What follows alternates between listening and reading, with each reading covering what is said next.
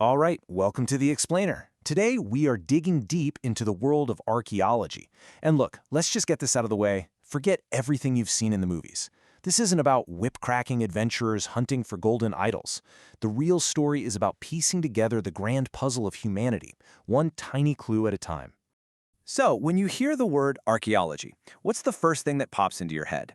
For a lot of us, it's probably a quest for treasure, right? Lost arks, crystal skulls, that kind of thing. But is that really what it's all about? Well, the truth is that popular image kind of misses the most fascinating parts of the real story. The reality is, well, it's way more science than swashbuckling. I love this one description.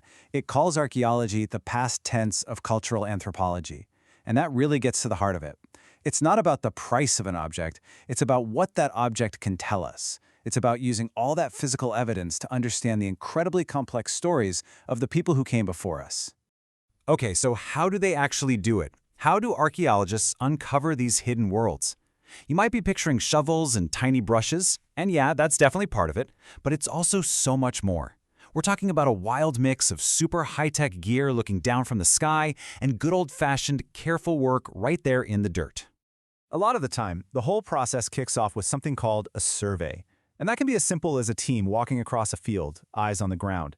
But more and more, they're using things like aerial photography, or this incredible tech called LiDAR. LiDAR can literally see through the dense canopy of a jungle and map out entire lost cities hidden on the forest floor. It's amazing. And this highlights a really big decision archaeologists have to make all the time. Think of it like this: a survey. That gives you the big picture. It tells you a little bit about a lot of places. But an excavation? That's when you zoom way in. It tells you a lot about one single tiny spot. It's a classic trade-off: go wide or go deep. Now, when they do decide to dig, they have to be incredibly careful. And here's why. Excavation is a one-way street. It's a destructive process. Once you dig up a site, it's gone forever. So every single layer of soil, every stratum, is peeled back systematically. And the exact 3D location of every single thing they find is recorded with painstaking precision. And this right here, this is the most important thing to understand. For a real archaeologist, an object's value has nothing to do with money. It is all 100% about context. Where was it found? What other things were around it? What layer of soil was it in? See, an artifact that's been ripped out of the ground, without that information, without its provenance, it's like a page torn out of a history book. The object is there, but the story it was a part of, it's just gone. All right, so they've got all this data, all these carefully collected artifacts. What's next? How do they take all these little puzzle pieces and actually reconstruct the world of a society that's been gone for hundreds or even thousands of years? Well, every now and then you get a find that's just a game changer. I mean, an absolutely extraordinary discovery like Ötzi the Iceman. He was found frozen in a glacier, basically mummified by nature. And because of that, we got this unbelievably clear snapshot of the past. We're talking his body, his clothes, his tools. They could even tell what he ate for his last meal. It's just direct, perfectly preserved evidence of his world. And Ötzi is such a perfect example of how this all works. By studying everything, the pollen stuck to his clothes, the type of copper in his axe, scientists could build a picture that was way bigger than just one man. They could start to understand the technology, the food, even the environment of the entire society he lived in. So, to make sense of how societies change over these huge spans of time, archaeologists use frameworks, models, like the one you see here. It's basically a way to connect the dots between how people got their food, their subsistence, and how their society was organized. You can kind of see a general pattern, right? From these small, pretty equal foraging bands to larger tribes, and then moving toward more complex, layered societies like chiefdoms and, eventually, states. But, and this is super important to remember, archaeologists themselves know that these are just useful models. They're not rigid, step-by-step rules. It's not like every single culture has to pass through these exact stages. They're what we call theoretical constructs. Think of them as tools that just help organize our thinking and frame the right questions about the past. And that brings us to, honestly, one of the trickiest and most important parts of archaeology today. This is where the science of it all smacks right into modern-day identity, politics, and some really, really tough ethical questions. I mean, think about it. Whose past is it? Who actually owns it?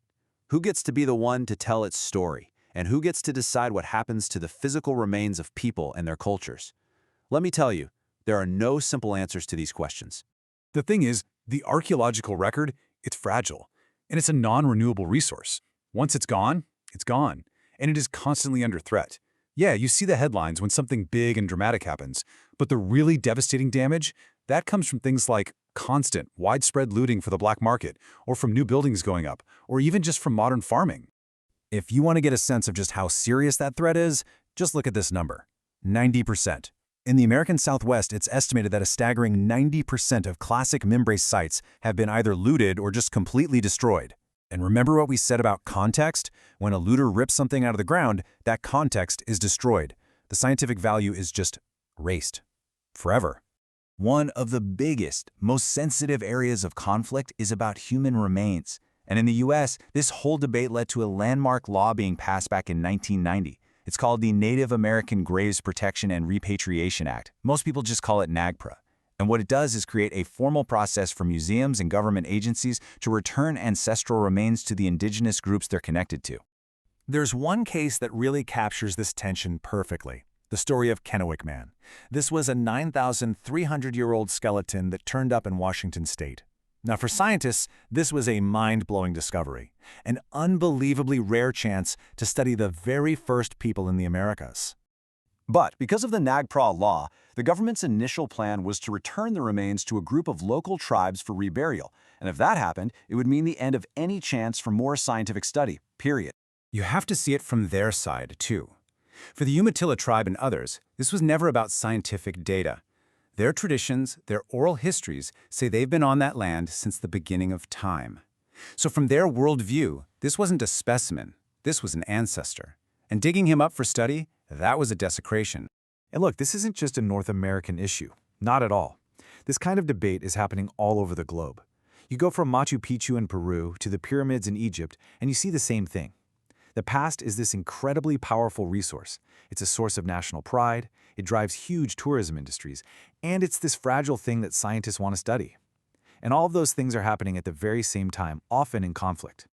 So what this all comes down to is that archaeology is so much more than just digging in the dirt. It really holds up a mirror to us, right now. It forces us to ask some really profound questions. Who gets to write the official story of humanity? And when science and sacred belief clash, who gets to decide what an ancestor even is? There are absolutely no easy answers here. But the way we struggle with these questions, that really tells us a lot about who we are today.